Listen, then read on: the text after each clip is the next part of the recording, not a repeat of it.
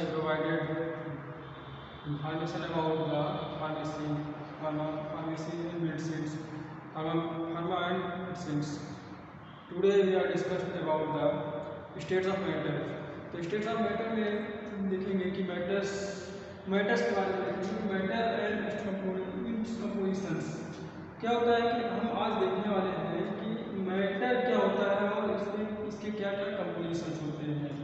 तो मैटर क्या है, सबसे पहले देखते हैं कि मैटर है क्या। मैटर जो है कोई भी ऐसी चीज़ हमारे आसपास की जितनी भी चीज़ें हैं, हम जितनी भी चीज़ें देखते हैं अपने आसपास की चीज़ें, ड्रेस, दीवार, वॉल, या जो हम कपड़े पहनते हैं, जो खाते हैं, जो पीते हैं, जो देखते हैं, जिस पे खड़े हुए हैं, सारी चीज़, एनीथिंग्स, जितनी भी चीज़ें हम सामने देख सकते हैं, फील कर सकते हैं, वो सारी चीज़ें मैटर से।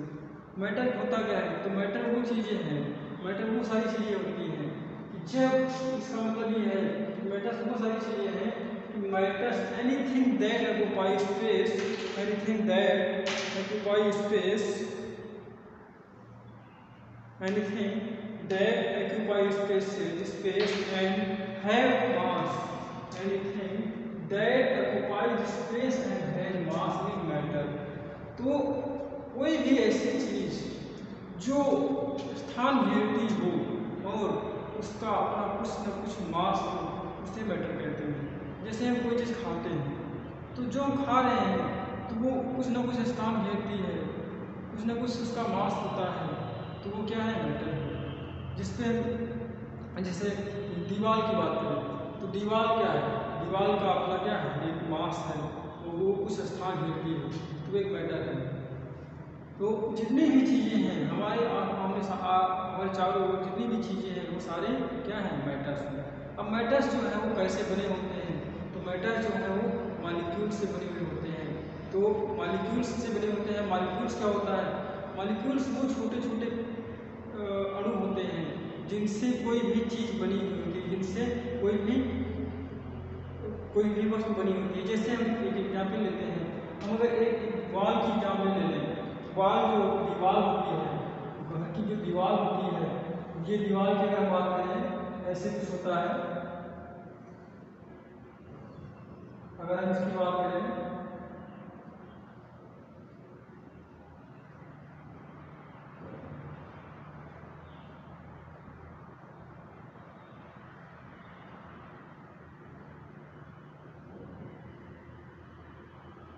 कुछ ऐसे, अगर मान लो इस दीवार की अगर बात करें तो ये जो दीवार है, अब इसमें कुछ ईंटें लगी हुई हैं, ब्रिक्स लगी हुई है, इसमें ये ब्रिक्स लगी हुई है।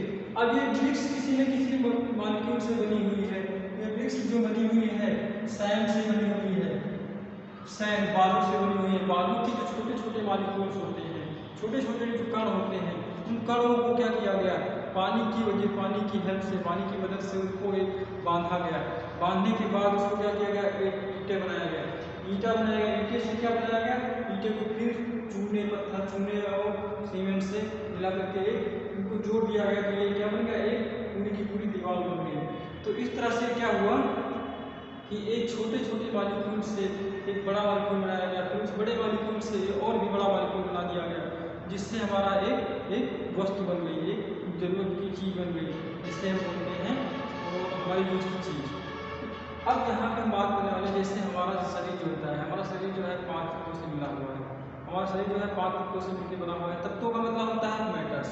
हमारा शरीर 5 पदार्थों से मिलकर बना हुआ है, जिसमें 5 पदार्थ क्या होते हैं? जैसे कि एक हो गया हमारा अर्थ। अर्थ क्या है? जो हमारा शरीर बना हुआ है मिट्टी से बना हुआ है। तो जैसे आप देखते होंगे कि बहुत सारी मूर्तियाँ बनी हुई होती हैं। तो मूर्तियाँ जो बनी हुई होती है उसमें बहुत सारी चीज़ें लगी हुई हैं। सबसे पहले उसमें मिट्टी लगी है, मिट्टी से पहले उसको ढांचा दिया जाएगा। तो मिट्टी को ऐसे नहीं बना लोगे, मिट्टी को पहले क्या करोगे? उसको पहले उसको स्लरी फॉर्म में बनाओगे, उसको गूँथोगे। गूँथने के लिए क्या करोगे? उसमें वाटर का मिलाओगे। तो वाटर मिला करके क्या करोगे? मिट्टी को गूँथोगे। गूँथने के बाद उसको एक शेप दोगे, शेप देने के बाद उसको टेम्परेचर दोगे। टेम्परेचर क्यों दोगे? क्योंकि उसको पकाना है। पकाने के बाद क्या करोगे? फिर उसमें एयर रिप्रेजेंट होगी। तो यहाँ पे 4 चीज़ें क्या मिल गई? पहला क्या मिल गया तुमको? एक तो मिल गया अर्थ, ये मिल गया अर्थ। दूसरा क्या हो गया, एयर मिल गया, दूसरा एयर हो गया। तीसरा क्या है, वाटर हो गया, वाटर हो गया। वाटर के बाद फायर हो गया, फायर हो गया। फायर के बाद होस्ट हो गया, या स्पिरिट को बोलते हैं, स्पिरिट। स्पिरिट, ये तो इस 5 चीजों से मिलकर हमारा जो शरीर है वो बना हुआ होता है। पहला क्या हो गया, अर्थ। अब ये 5 चीजें जब पर्सन की, किसी भी इंसान की डेथ होती है, किसी भी एनिमल या किसी भी जीव की डेथ होती है, तो ये 5 चीजें जहाँ से आई होती हैं वहीं से मिल जाती है, वहीं उसी में चली वापस मिल जाती है। तो अगर हम देखें, इसमें अगर बात करें अर्थ की बात करें, तो अर्थ जो है डेथ होती है तो बारी अर्थ में ही बनाई जाती है। तो अर्थ जो है मिट्टी है वो हमारी मिट्टी में मिल जाती है, हवा में मिल जाती है, वाटर में मिल जाता है, आग में मिल जाती है, और स्पिरिट जो है गॉड के पास चली जाती है। तो ये 5 चीज़ें अपनी अपनी जगह पे चली जाती हैं। तो मेरा बताने का मतलब यहाँ पे यही था कि कोई भी चीज़ जो बनी हुई होती है वो कई सारे मॉलिक्यूल्स से मिलकर बनी हुई होती है। अब मॉलिक्यूल्स क्या होता है, तो छोटे छोटे कण जो होते हैं वो मॉलिक्यूल्स होते हैं। अब जो भी कोई वस्तु बनी हुई है, कोई भी वस्तु अगर बनी हुई है तो हम जैसे देखते हैं, ये अगर हम कोई चीज़ वस्तु मान लेते हैं तो उसमें जो बहुत सारे मॉलिक्यूल्स होते हैं, बहुत सारे मॉलिक्यूल्स बने हुए होते हैं, तो उन मॉलिक्यूल्स के बीच में कुछ स्पेस होता है, बहुत सारे उनके बीच में स्पेस होता है।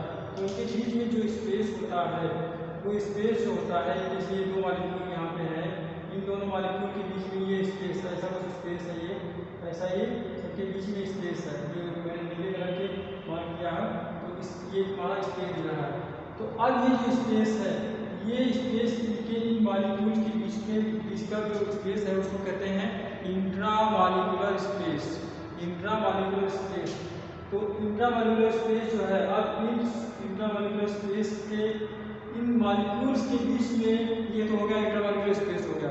दूसरा क्या है, इनके बीच में ये जो मॉलिक्यूल्स हैं ये क्यों एक दूसरे से बंधे हुए हैं, तो ये जो बंधे हुए हैं इनका एक रीजन है कि इन सारे मॉलिक्यूल्स के बीच में एक फोर्स लग रहा है जिसे बोलते हैं इंट्रामॉलिक्यूलर अट्रैक्शंस। इंट्रामॉलिक्यूलर अट्रैक्शन या इंट्रामॉलिक्यूलर फोर्स, या इसी को बोल सकते हैं force of attraction between molecules, या इसी को आप बोल सकते हैं कोहेशन। तो ये 4 टर्म यहाँ पे मिले हैं। पहला क्या है, मॉलिक्यूल्स क्या होता है, तो मॉलिक्यूल्स वो हैं जो सबसे छोटा कण होता है, सबसे छोटा जो पार्ट होता है किसी भी थिंग्स का, किसी भी वस्तु का, वो उसका मॉलिक्यूल्स होता है। अब मॉलिक्यूल्स के बाद बात अगर करें, तो मॉलिक्यूल्स के बाद जो मॉलिक्यूल्स के बीच में जो स्पेस होता है वो अभी हमने बात किया, वो क्या होता है, मॉलिक्यूलर स्पेस होता है। क्या होता है, मॉलिक्यूलर स्पेस होता है। अब इन्हीं दोनों मॉलिक्यूल्स के बीच में, ये जो मॉलिक्यूल्स हैं उनके बीच में जो फोर्स लगता है, फोर्स को क्या होता है, इंट्रामॉलिक्यूलर अट्रैक्शन होता है, या इंट्रामॉलिक्यूलर फोर्स, या फोर्स ऑफ अट्रैक्शन होता है, या कोहेशन होता है। तो ये उसके हो गए कि ये क्या है, ये चीज़ क्लियर हो गई। इसके बाद दूसरी चीज़ हम बात करेंगे, इसको थोड़ा सा और एक एग्जाम्पल की तरह समझते हैं। जैसे बच्चों ने खोला होगा कि एक कॉइन को एक पेपर के ऊपर रख देते हैं, जैसे मान लो ये इसके ऊपर एक कॉइन रख दिया, और ये कॉइन रखने के बाद इसके नीचे एक मैग्नेट के थ्रू से ऐसे इसको घुमाते हैं, तो ये कॉइन हमारा क्या होता है, घूमता रहता है। या इसको अगर हम ऐसे कर देंगे और ये कॉइन इधर उधर चलाते रहेंगे, तो क्या होगा, वो कॉइन चलता रहेगा। ये कॉइन गिरता क्यों नहीं है, क्यों इसलिए नहीं गिरता है क्योंकि वहाँ पे कॉइन और उस मैग्नेट के बीच में एक फोर्स जनरेट होता है, फोर्स लगता है। वो कौन सा फोर्स होता है, मैग्नेटिक फोर्स होता है। अब अगर हम यहाँ पे, तो मैग्नेटिक फोर्स हो गया।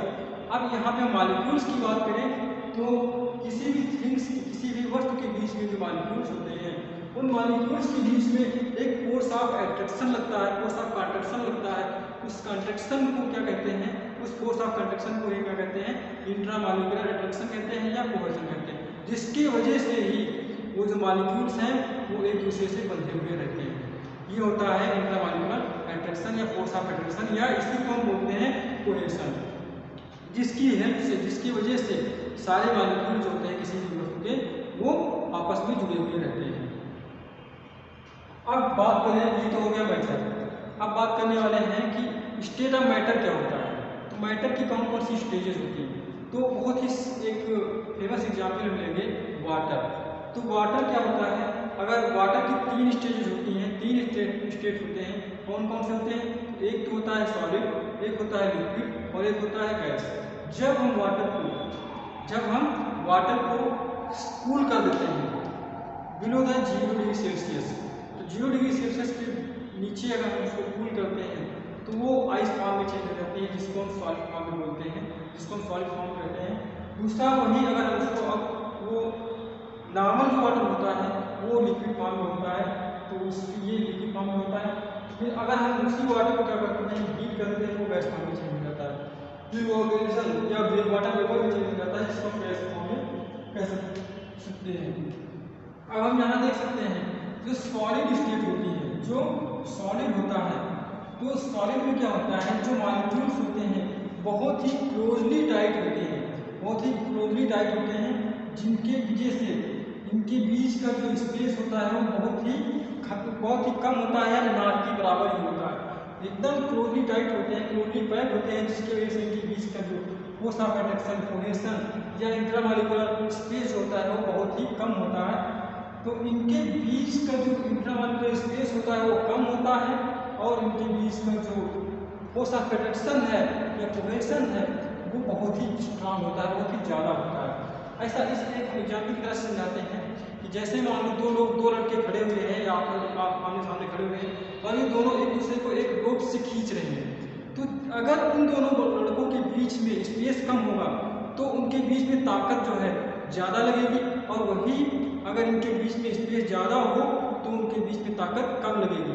क्यों लगेगी, क्योंकि उनके बीच में स्पेस ज़्यादा हो जा रहा है, मतलब इन दोनों के बीच में जो इंट्रामॉलिक्यूलर स्पेस है वो ज़्यादा है, जिसके वजह से क्या होगा, उनके बीच में जो कोहेजन फोर्स है या इंट्रामॉलिक्यूलर अट्रैक्शन है वो कम लग पाएगा, जिसकी वजह से वहाँ पे क्या होगा, कोहेजन कम हो जाएगा, उनके बीच में स्टेबिलिटी कम हो जाएगी। या इसी को दूसरे एग्जाम्पल में समझ सकते हो, क्या समझ सकते हो कि 2 मैग्नेट को ले लो, मैग्नेट को क्या करो, दूर दूर रखो, तो उनके बीच में जो मैग्नेटिक पावर होगी वो कम अट्रैक्ट करेंगे, अगर उनको पास पास में लाओगे तो वो अट्रैक्ट ज़्यादा होंगे। ये फोर्स ऑफ अट्रैक्शन की तरह से समझ सकते हो। अब यहीं पर अगर बात कर रहे हैं स्टेट ऑफ मैटर के बारे में कि अगर हम यहाँ पे ले लें वाटर को अगर हम क्या करते हैं, हीट आइस को ले लेते हैं, क्या लेते हैं, आइस जो है, आइस ले लिया। अब आइस को हम क्या कर रहे हैं, हीट कर रहे हैं, 0 डिग्री पे आइस होती है वो मेल्ट करने लगती है। तो अगर हम आइस को हीट कर रहे हैं तो वो मेल्ट होकर के क्या बन जाती है, लिक्विड में बन जाती है, वाटर में चेंज हो जाती है। वो वाटर क्या होता है, वाटर जो है लिक्विड में होता है, लिक्विड की स्टेट में होता है। अब यहाँ पे ये देखो, वाटर, आइस और गैस, वाटर वेपर, ये तीनों जो हैं ये वाटर वेपर ही होती है, वाटर ही होती हैं, तीनों वाटर वेपर ही होती है। अब यहाँ पे अगर हम दूसरी बात करें कि हम यहाँ बताने जा रहे हैं कि जब हम आइस को क्या करते हैं, हीट करते हैं, तो क्या होता है, वो वाटर में चेंज हो जाती है। क्या होता है कि जब हम उसको एनर्जी दे रहे हैं तो एनर्जी देने पे क्या होता है कि उनके मॉलिक्यूल्स के बीच में जो इंट्रामॉलिक्यूलर अट्रैक्शन है उसमें एनर्जी मिलने से क्या होता है, वो एक्सपैंड कर जाते हैं, और एक्सपैंड करने की वजह से वहाँ पे जो इसके बीच का जो इंट्रामॉलिक्यूलर स्पेस है वो बढ़ जाता है, और वो बढ़ने की वजह से वहाँ पे जो इंट्रामॉलिक्यूलर अट्रैक्शन है वो कम हो जाता है, जिसके वजह से वो सॉलिड जो है वो चेंज हो जाता है लिक्विड स्टेट में, उसके मॉलिक्यूल जो है दूर दूर हो जाते हैं, जिसकी वजह से वहाँ पे वो अपनी स्टेट चेंज कर लेता है और मेल्ट होने लगता है। अब इसी लिक्विड को हम क्या करें, और हीट कर दें, इसी लिक्विड को या वाटर को हम और हीट कर दें, तो क्या होता है कि वो बॉयल होने लगता है और उसमें वाटर वेपर निकलने लगती है, वाटर वेपर निकलने लगती है, तो वो वाटर वेपर क्या होती है, गैस फॉर्म में चेंज हो जाती है। गैस फॉर्म में चेंज हो जाती है। अब यहीं पे हम देखते हैं, देख रहे हैं कि ये हो गई हमारी स्टेट। अब इसी वाटर वेपर को हम क्या करें, इसी वाटर वेपर को अगर हम क्या करें कि फिर से कूल कर दें, तो जब कूल करेंगे तो ये हमारी वाटर स्टेट में चेंज हो जाएगी, वाटर में चेंज हो जाएगी, लिक्विड में चेंज हो जाएगी। और इसी लिक्विड को हम और कूल कर दें तो क्या हो जाएगा, हमें सॉलिड स्टेट मिल जाएगा। तो हम यहाँ पे देख रहे हैं कि जो वाटर है वो हमें तीनों स्टेट में मिल जा रहा है। कौन कौन से हैं, पहला solid state, liquid state and gas state, gaseous state. तो इस तरह से हमने क्या देखा कि मैटर की जो स्टेट्स है, स्टेट्स ऑफ मैटर जो है वो तीन तरह से मिली हमें। कौन कौन से मिला, फर्स्ट जो हमें मिला वो सॉलिड स्टेट मिला, liquid state and gaseous state. इस तरह से हमें तीन स्टेट मिल गई लिविंग मैटर्स की। कौन कौन से हैं, सॉलिड, लिक्विड एंड गैस। अब इसके बाद अगर हम देखें, अब यहाँ पे एक टर्म आया था हमारा कि मैटर जो होता है वो हमें क्या करेंगे, मैटर क्या होता है कि वो स्पेस ऑक्युपाई करता है, स्पेस को ऑक्युपाई करता है, उसका कुछ न कुछ मास होता है। तो मास क्या है, मास क्या होता है, मास ये है कि जो अगर कोई अमाउंट है, the amount of matter anythings contain is called its mass. तो हम यहाँ पे बताना ही चाहेंगे कि जो मास है वो क्या होता है, मास और एक होता है वेट, WEIGHT। दोनों में डिफरेंस है। यहाँ पे क्या देखा जाता है, वेट में देखा जाता है कि उसका क्या वेट है, और मास में क्या देखते हैं कि किसी भी वस्तु में जो अमाउंट है उसकी क्या क्वांटिटी है, अमाउंट की क्वांटिटी देखते हैं। और यहाँ पे अमाउंट का वेट देखते हैं, यहाँ पे अमाउंट का वजन देखते हैं कि वो कितना है, और यहाँ पे हम उसकी अमाउंट देखते हैं कि कितना अमाउंट है। तो मास जो होता है, the amount of matter anything contains is called mass, its mass.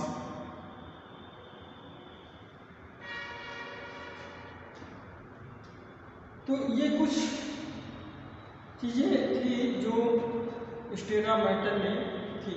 अब हम यहाँ पर कुछ बात करेंगे कि स्टेट ऑफ मैटर की जो है या ये मैटर्स की क्या क्या प्रॉपर्टीज होती हैं। तो प्रॉपर्टीज़ के बारे में हम देखेंगे क्या क्या प्रॉपर्टीज़ हैं। तो स्टेट्स ऑफ मैटर में हमने देखा कि सॉलिड जो है, सॉलिड, लिक्विड और गैसियस स्टेट, तीन तरह की स्टेटें हमें मिली। तो इसमें हम देखेंगे कि इनकी क्या क्या प्रॉपर्टीज रहेंगी।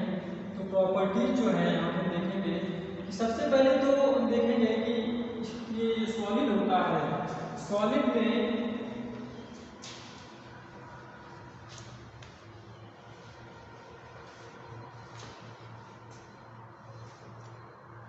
सॉलिड की जो स्टेट होती है, सॉलिड जो स्टेट होती है, इसमें हम सबसे पहले देखेंगे शेप और वॉल्यूम। पहला क्या देखेंगे, शेप एंड वॉल्यूम। तो सॉलिड में क्या होता है, अगर हम सॉलिड हो या लिक्विड हो, इसको हम सारी चीज बताना होगा कि क्या होगा। तो अगर हम शेप और वॉल्यूम की बात करें तो शेप और वॉल्यूम के अकॉर्डिंग हम यहाँ पर देखें, अगर कोई भी वस्तु है जिसमें, अब देखिए सॉलिड है तो ये सॉलिड में क्या देखेंगे, इसके मॉलिक्यूल्स जो हैं एकदम क्लोजली पैक्ड है, इनको कहीं पे मूव नहीं किया जा सकता है, जिसके वजह से क्या होगा कि इनका जो शेप होगा वो डेफिनेट होगा, चेंज नहीं होगा, फिक्स होगा। तो यहाँ पे समझ सकते हो जैसे ईंट है, तो ईंट का एक निश्चित शेप होता है, सॉलिड स्टेट में है, उसका एक निश्चित शेप होता है, उसको आप चेंज नहीं कर सकते हो, तोड़ सकते हो, पीस सकते हो, कुछ नहीं कर सकते हो, लेकिन उसका शेप चेंज नहीं होगा। तोड़ के उसका शेप चेंज कर सकते हो, उसका मॉडल चेंज कर सकते हो, लेकिन उसका एक अमाउंट फिक्स है, उसका एक वॉल्यूम फिक्स है कि कितना उसका वॉल्यूम है, वॉल्यूम चेंज नहीं होगा, उसका शेप एक निश्चित है तो वो फिक्स है। तो सॉलिड का जो शेप होता है वो चेंज नहीं होता है, वॉल्यूम चेंज नहीं होता है। दूसरा अगर हम लिक्विड की बात करें तो ये लिक्विड है, लिक्विड की बात करें तो लिक्विड जो है, लिक्विड में हम क्या देखते हैं कि इसके जो मॉलिक्यूल्स हैं, मॉलिक्यूल्स के बीच में जो इंट्रामॉलिक्यूलर स्पेस है वो एज कंपेयर सॉलिड स्टेट ज़्यादा होता है। इसके वजह से यहाँ पे इसका स्पेस जो है, इसका जो वॉल्यूम है वो वेरी करता है एज कंपेयर सॉलिड स्टेट। तो इसमें क्या होता है, इसको जब हम किसी भी कंटेनर में रखेंगे तो ये उसी का शेप ले लेता है, इसका कोई डिफरेंट शेप नहीं होता है, क्योंकि इसके इंट्रामॉलिक्यूलर स्पेस, इसके मॉलिक्यूल्स के बीच में इंट्रामॉलिक्यूलर स्पेस बहुत ज़्यादा होता है एज कंपेयर सॉलिड स्टेट। और इनके मॉलिक्यूल्स के बीच में फोर्स ऑफ अट्रैक्शन या कोहेशन फोर्स जो है वो कम होता है, जिसके वजह से इनका कोई डिफरेंट शेप नहीं होता है और इसका वॉल्यूम सेम रहता है, वॉल्यूम सेम रहेगा, बट इसका जो शेप है वो फिक्स नहीं रहेगा। इसको जिसमें रखोगे उसी में ये उसी का ये शेप ले लेंगे, जिस कंटेनर में इसको फिल करोगे उसी का शेप ले लेंगे। दूसरा है कि गैस, गैस में क्या है, गैस में इसके मॉलिक्यूलर स्पेस जो है बहुत ही ज़्यादा होता है as compare solid and liquid दोनों। तो इसके वजह से इसका भी कोई निश्चित शेप नहीं होता है, कोई शेप होता ही नहीं इसका, और ना ही इसका कोई निश्चित वॉल्यूम होता है। इसका वॉल्यूम भी फिक्स नहीं होता है, इसका शेप भी फिक्स नहीं होता है, ये दोनों अनफिक्स होते हैं। तो ये जिस कंटेनर में रखे जाएंगे उसी का वॉल्यूम ले लेंगे और उसी का शेप ले लेंगे। इस तरह से शेप और वॉल्यूम की बात हो गई। अब दूसरा क्या है, कंप्रेसिबिलिटी की अगर बात करें, कंप्रेसिबिलिटी की अगर बात करें तो कंप्रेसिबिलिटी में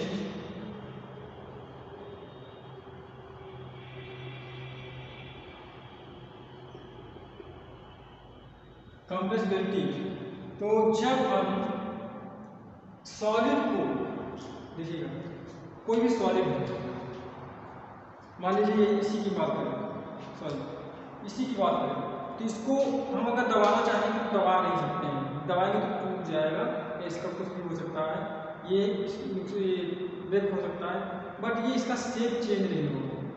तो कहने का मतलब ये है, कंप्रेस करने का मतलब है कि देखो सॉलिड स्टेट जो होती है उसके मॉलिक्यूल्स इतना क्लोजली टाइट होते हैं कि उनको और कंप्रेस किया ही नहीं जा सकता है। तो इसलिए सॉलिड में कंप्रेसिबिलिटी बिल्कुल होती नहीं है। और दूसरा ये है कि क्योंकि उनके मॉलिक्यूल्स बहुत ही क्लोजली टाइट पैक्ड है, इसलिए उनको और क्लोज नहीं किया जा सकता है, इसलिए उनको कंप्रेस करना पॉसिबल नहीं है। दूसरा, लिक्विड की अगर बात करें तो लिक्विड के जो मॉलिक्यूल्स हैं उनके बीच में स्पेस है, मतलब बड़ा स्पेस है, ठीक है। तो इस स्पेस को हम कम कर सकते हैं, कंप्रेस करके कम कर सकते हैं, जिसके वजह से ये क्या होगा कि इसमें कंप्रेसिबिलिटी हो सकती है। दूसरा, गैस की अगर बात करें तो गैस के जो मॉलिक्यूल्स हैं वो भी बहुत ज़्यादा, उनके मॉलिक्यूल्स के बीच में बहुत ज़्यादा स्पेस होता है, जिसके वजह से हम इनको भी कंप्रेस कर सकते हैं। तो कंप्रेसिबिलिटी क्या है, तो a solid is practically non-compressible, a liquid is compressible to a very little extent, but a gas is compressible to a very great extent। कहने का मतलब यहाँ पे है कि सॉलिड में हम कोई भी कंप्रेसिबिलिटी नहीं कर सकते हैं और लिक्विड में हम कंप्रेसिबिलिटी कर सकते हैं एज कंपेयर सॉलिड। एंड बहुत ज़्यादा कंप्रेसिबिलिटी अगर हमको करना है कर सकते हैं तो वो है केवल गैस, गैस में बहुत ही ज़्यादा कंप्रेसिबिलिटी कर सकते हैं, सॉलिड और लिक्विड में बहुत ज़्यादा नहीं कर सकते। सॉलिड में तो ना ही कर ही नहीं सकते हैं, लिक्विड में कर सकते हैं, बट गैस में बहुत ही ज़्यादा कंप्रेसिबिलिटी कर सकते हैं। तो ये चीज़ें थी हमारी कंप्रेसिबिलिटी के बारे में, जो कि ये फिजिकल प्रॉपर्टीज़ है मैटर की, स्टेट ऑफ मैटर की। दूसरा हम देखने जा रहे हैं फ्लूइडिटी।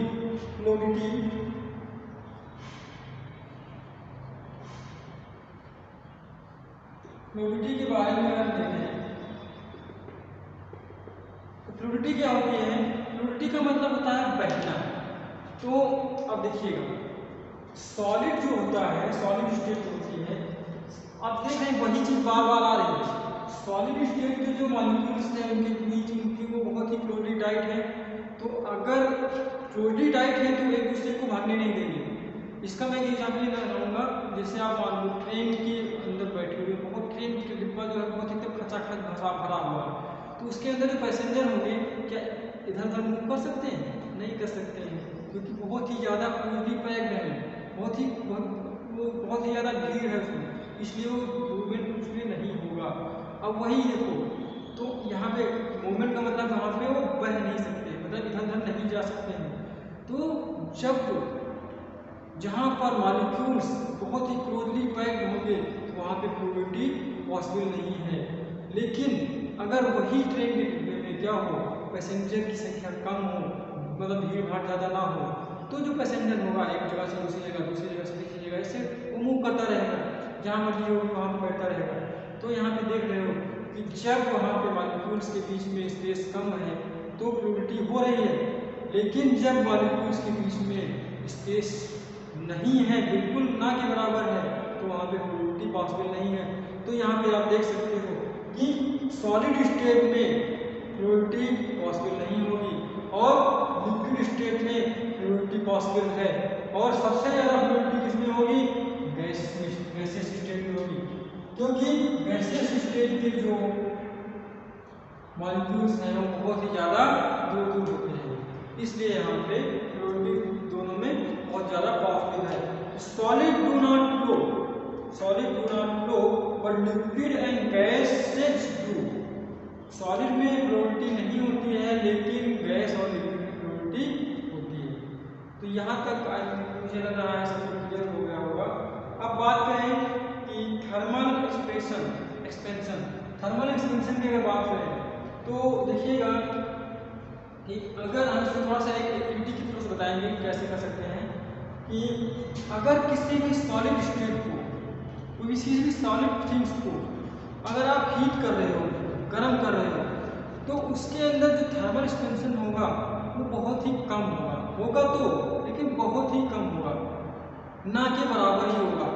जैसे आप क्या करते हैं, एक राड ले लीजिए, लोहे की राड ले लीजिए और उसको आप पूरी राड को गर्म करिए, एकदम गर्म कर दीजिए, लाल कर दीजिए, और फिर देखिए उसको आप मेजर करिए कितना एक्सपेंशन उसमें हुआ है, तो उसमें बिल्कुल ना के बराबर एक्सपेंशन हुआ होगा।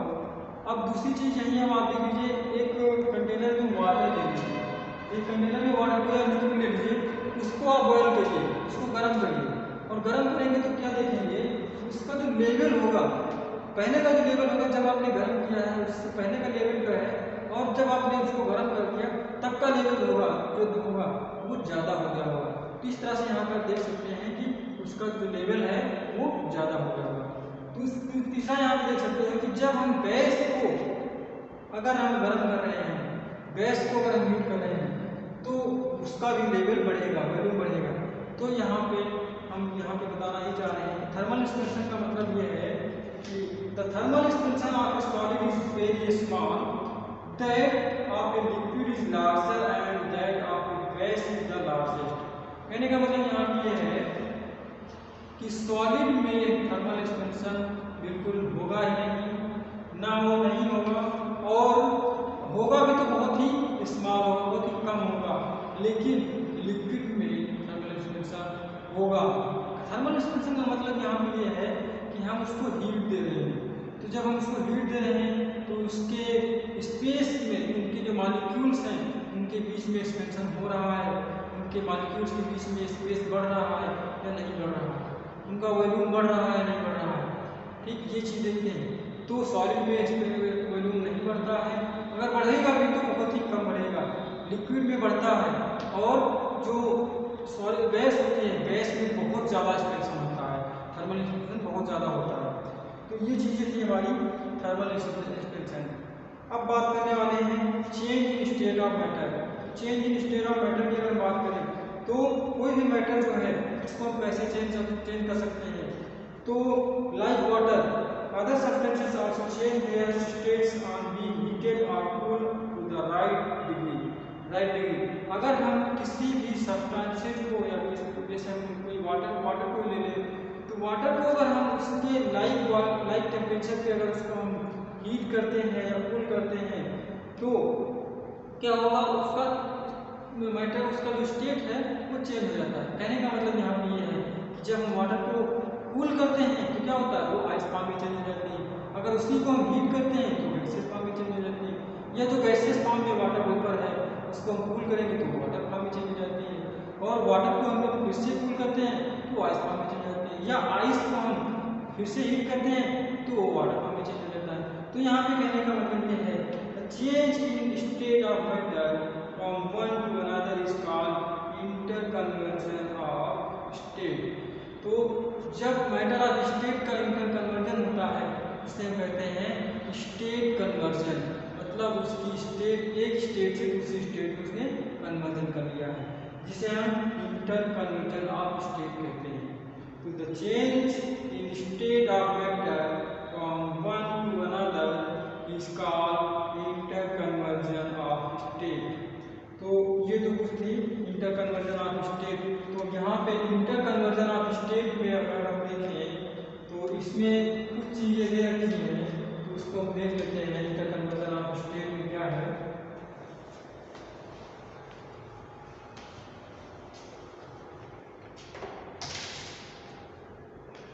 Inter conversion of state, inter conversion of state. तो इंटर कन्वर्जन ऑफ स्टेट में हम देखेंगे, सबसे पहले हम देखेंगे कि solid liquid inter conversion, solid liquid inter conversion. तो सॉलिड लिक्विड इंटर कन्वर्जन में क्या होता है, पहला पॉइंट क्या है, सॉलिड लिक्विड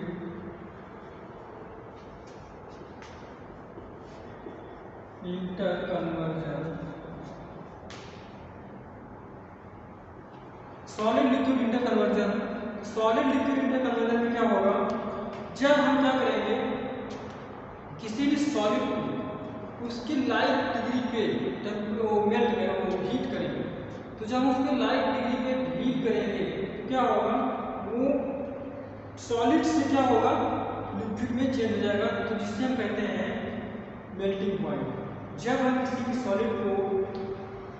सॉलिड को क्या करें, उसके लाइट टेम्परेचर पे हीट करें और वो मेल्ट होना स्टार्ट कर जाए तो उससे हम क्या कहते हैं, मेल्टिंग पॉइंट कहते हैं या मेल्टिंग ऑफ सॉलिड कहते हैं। तो on being heated to a particular temperature the solid change to the corresponding liquid, this is called the melting of a solid. तो ये था मेल्टिंग ऑफ ए सॉलिड। सभी डिफरेंट सब्सटेंसेस का different melting point होता है।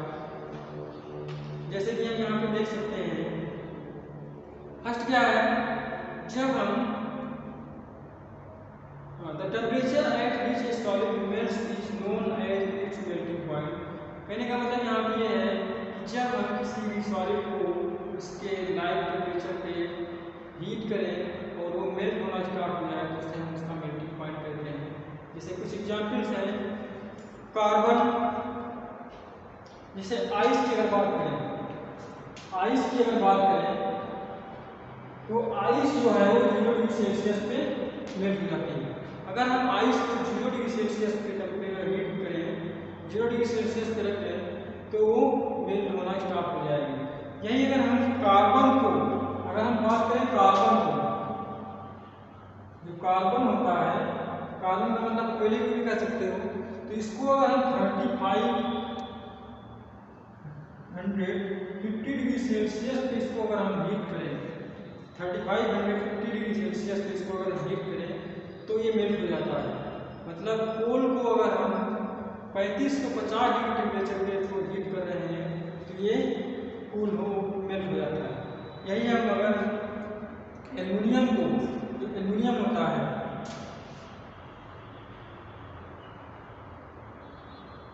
Aluminium को अगर हम 660 डिग्री टेम्परेचर पे 660 डिग्री सेल्सियस पे अगर इसको हम हीट करें तो ये मेल्ट होना स्टार्ट हो जाता है। इस तरह से हमने देख लिया कि सॉलिड और लिक्विड इंटर कन्वर्जन कैसे होगा। तो इसी तरह से और भी बहुत सारे सब्सटेंसेस हैं जिनका अपना एक लाइट टेम्परेचर है जिस पर वो मेल्ट होना स्टार्ट हो जाते हैं। नेक्स्ट की अगर बात करें लिक्विड गैस इंटरकन्वर्जन, तो लिक्विड गैस इंटरकन्वर्जन का मतलब ये है कि जब हम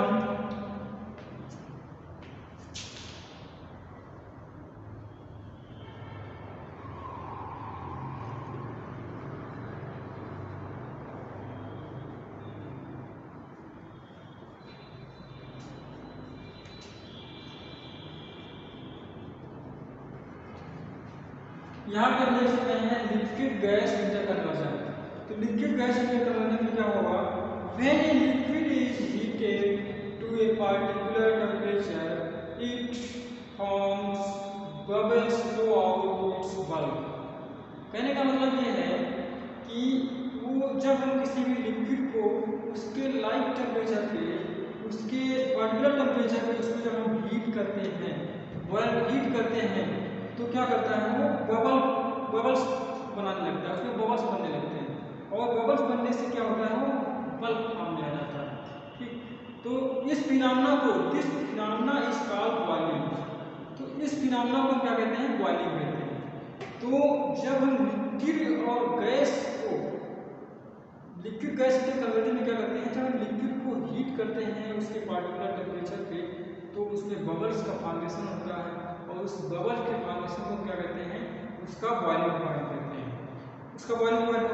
अब इसी के आगे अगर हम उसको और हीट करते हैं तो and the corresponding temperature the boiling point, इसको हम क्या कहेंगे, बॉइलिंग पॉइंट कहेंगे। At its boiling point a liquid gets converted fast into the gaseous state. और इसी बॉइलिंग पॉइंट के स्टेज पर जो लिक्विड है वो अपने गैसियस स्टेट में आने लगती है। तो ये हमारा क्या था, लिक्विड से गैस इंटरकन्वर्जन था। तो लिक्विड गैस इंटरकन्वर्जन हो गया। अब इसके बाद में अगर हम इसके बात करें द कंपोजिशन ऑफ मैटर की, तो कंपोजिशन ऑफ मैटर की अगर बात करें,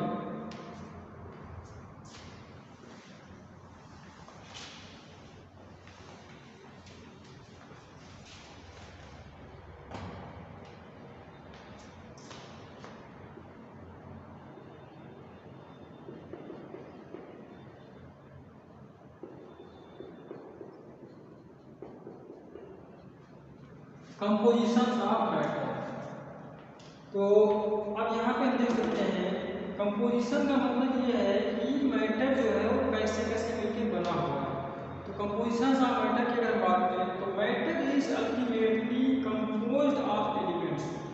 मैटर, कोई भी मैटर जो है वो किसी न किसी एलिमेंट से मिलकर बना हुआ होता है। तो इसमें हम बात करेंगे a substance that can not be split into simplest substances by a chemical means, chemical reaction is called an element। यहाँ पे हमारा कहने का मतलब ये है कि कोई भी एलिमेंट का मतलब यहाँ पे ये है कि कोई भी केमिकल रिएक्शन हो तो उसमें जो सिंपलेस्ट फॉर्म में जो मॉलिक्यूल्स लगा हुआ है उसको तोड़ा ना जा सके। ऐसी कोई चीज जिसको हम तोड़ ना सके, उससे छोटा ना कर सके और उससे मिलकर के कोई चीज बना हुआ हो तो उससे क्या कहते हैं, एलिमेंट कहते हैं। जैसे elements are represented by symbols. तो फॉर एग्जांपल में देख सकते हैं एलिमेंट्स कंपाउंड्स होते हैं जैसे कि hydrogen, oxygen, hydrogen, oxygen, carbon, copper, nickel, iron, ये सारी चीजें क्या हैं, आयरन है, सॉरी एलिमेंट है। तो इनको हम इनसे ज़्यादा और छोटा नहीं कर सकते हैं। तो एलिमेंट्स जो क्या होते हैं, एलिमेंट्स होते हैं वो क्या होते हैं, एलिमेंट्स में है वो उनको तोड़ा नहीं जा सकता है, वो एकदम सिंपलेस्ट फॉर्म में होते हैं, उनसे छोटा और नहीं हो सकता है। तो ये किसी न किसी केमिकल रिएक्शन में इन्वॉल्व होते हैं जिन्हें हम एलिमेंट कहते हैं। इसको रिप्रेजेंट करने के लिए कुछ सिंबल्स होते हैं। तो जैसे हाइड्रोजन को हम कैसे रिप्रेजेंट करते हैं, हाइड्रोजन को H से रिप्रेजेंट करते हैं, हाइड्रोजन को H से रिप्रेजेंट करते हैं।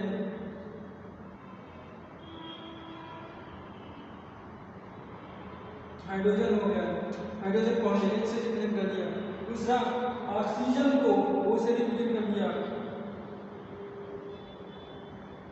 ऑक्सीजन को O से रिप्रेजेंट कर दिया, कार्बन को C से रिप्रेजेंट कर दिया।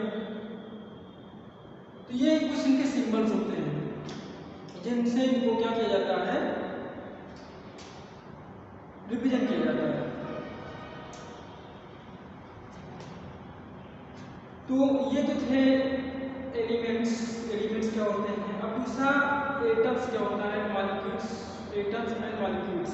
तो एटम्स एंड मॉलिक्यूल्स की अगर बात करें तो यहाँ पे एक चीज और देखते हैं, a substance that can be split into simpler substances by chemical means is called a compound। अगर ऐसा कोई सब्सटेंस है जिसको हम सिंपल फॉर्म में बना सकते हैं, अगर ऐसा कोई सब्सटेंस है जिसको हम सिंपल फॉर्म में बना सकते हैं तो उससे हम क्या कहते हैं, कंपाउंड कहते हैं। जैसे NaCl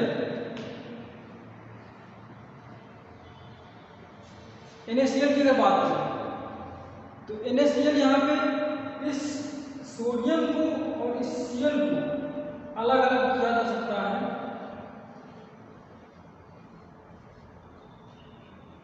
तो ये दोनों एलिमेंट हो गए और इनसे ज़्यादा इनको सिंपल नहीं दिया जा सकता है, तो इसलिए यहाँ पे क्या है, ये एलिमेंट हो गया, इसे क्या कहेंगे, एलिमेंट, और इसे क्या कहेंगे, कंपाउंड। तो ये एलिमेंट है और कंपाउंड है। इसके अलावा तो अब यहाँ पे हमारा कहने का मतलब ये है कि ये substances that can be split into simpler substances by a chemical means is called a compound। तो अगर कोई कंपाउंड है या ऐसा कोई चीज है जिसको हम सिंपल कर सकते हैं एलिमेंट की फॉर्म में, तो वो क्या कहलाता है, कंपाउंड कहलाता है। जैसे ये NaCl जो है इसको हम सिंपल कर सकते हैं सोडियम और क्लोराइड में, तो जो NaCl है वो क्या है, compound.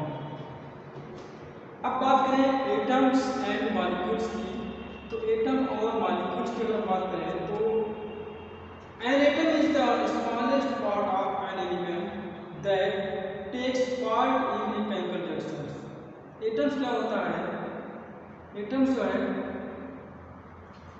if we go on subdividing an element we will arrive at a part that cannot be divided further, that part is called an atom of the elements। It is the atom that take part in a chemical reaction, thus an atom can be defined as follows: an atom is the smallest part of an element that take part in a chemical reaction।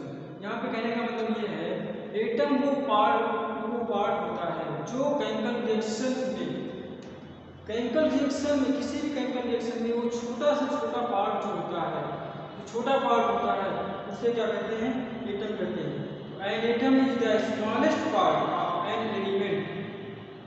An atom is the smallest part of an element that takes part in the chemical reaction।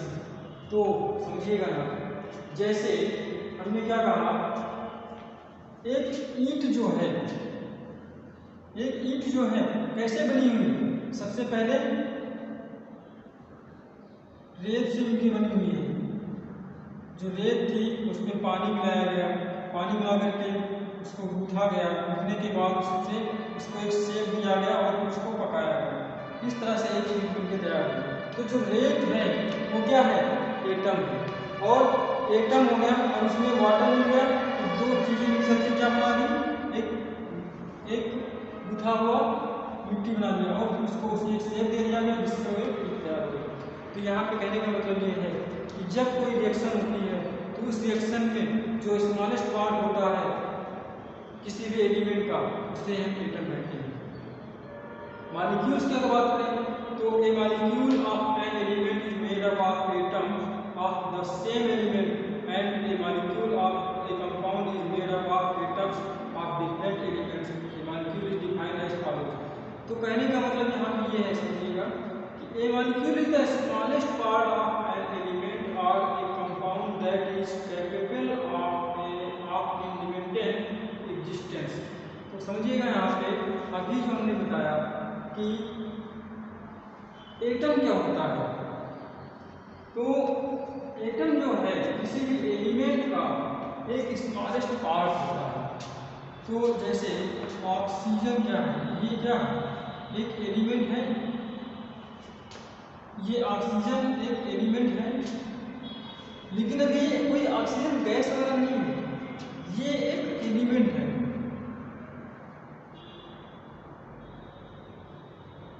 ये एक element है, लेकिन अब यहीं पे oxygen के दो molecule जब मिल जाते हैं तो ये क्या बना देता है, O2 बना देता है। ये दोनों मिलकर के क्या बन गए, O2 बन गया। तो यहाँ पे ये एक एटम है, ये एक एटम है और ये एक एटम है, और यहाँ पे एक मॉलिक्यूल बन गया है। तो जब एक ये दो एटम मिलकर के मिलते हैं और कोई चीज बनाते हैं तो उससे क्या कहते हैं, मॉलिक्यूल बनाते हैं। ये तो हो गया मॉलिक्यूल। अब ये मॉलिक्यूल जैसे यहाँ पे O2 है और O2 है और ये C है, तो ये दोनों क्या बन जाएंगे, CO2। अब यहाँ पे कार्बन है और ये O2 है, तो ये बना देंगे CO2। तो ये कंपाउंड बन गया। ये एक क्या हो गया, एटम हो गया, ये एक मॉलिक्यूल हो गया और ये एक मॉलिक्यूल हो गया। ये दोनों मॉलिक्यूल को मिलकर क्या बना दिए, एक कंपाउंड बना दिया। और ये क्या है, एक एलिमेंट है, ये एक एलिमेंट है, एलिमेंट ही एटम है, यही एक एटम है। तो ये दोनों एटम मिलकर क्या बना रहे हैं, एक मॉलिक्यूल बना दे रहे हैं। और ये मॉलिक्यूल जो है, ये मॉलिक्यूल क्या बना दे रहे हैं, एक कंपाउंड बना दे रहे हैं। इस तरह से हमने यहाँ पे समझ लिया कि एटम क्या है, मॉलिक्यूल क्या है। और तो एटम्स की अगर हम बात करें तो एटम में जैसे हाइड्रोजन, कार्बन, नाइट्रोजन, ऑक्सीजन, ये सारी चीजें क्या हैं, एटम्स हैं। मॉलिक्यूल्स की अगर बात करें तो मॉलिक्यूल्स में अभी हमने समझाया कि मॉलिक्यूल्स जो है जैसे हाइड्रोजन, ऑक्सीजन, कार्बन, ये सब क्या है, ये क्या है, एटम्स हैं। हाइड्रोजन, ऑक्सीजन, कार्बन क्या है, एटम्स है। मॉलिक्यूल्स की अगर बात करें तो जैसे H2, O2, C2, ये सब क्या है, जब सेम एटम्स मिल करके क्या बनाए, कोई चीज बना दे तो उसे क्या कहेंगे, मॉलिक्यूल्स कहेंगे। उसे मॉलिक्यूल ऑफ एलिमेंट कहेंगे, मॉलिक्यूल ऑफ एलिमेंट हो जाएगा। अब यही मॉलिक्यूल्स अभी मैं बताया कि जब ये मॉलिक्यूल्स मिल करके कोई एक चीज बनाए, जैसे अभी हमने बनाया था C और O2, C और O2, कार्बन का एक एटम, कार्बन का एक मॉलिक्यूल, ये हो गया मॉलिक्यूल, कार्बन का एक मॉलिक्यूल और ऑक्सीजन का दो मॉलिक्यूल, ऑक्सीजन का एक मॉलिक्यूल और कार्बन का एक मॉलिक्यूल, दोनों मिला के क्या बना दिए, CO2 बना दिए। और ये क्या बन गया, कंपाउंड बन गया। तो इस तरह से हमने देख लिया कि अब यहां हम देखते हैं कि the number of combining atoms of the force that force any two atoms in A molecules together is called a chemical bond. तो अब यहाँ पे देखिएगा जो मॉलिक्यूल्स ऐड हो रहे हैं, जैसे ये कार्बन हो गया और ये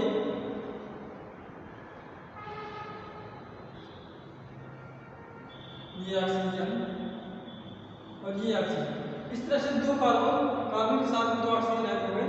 तो अब इन दोनों के बीच में ये कुछ बांड दिख रहे हैं, ये लाइनें दिख रही हैं।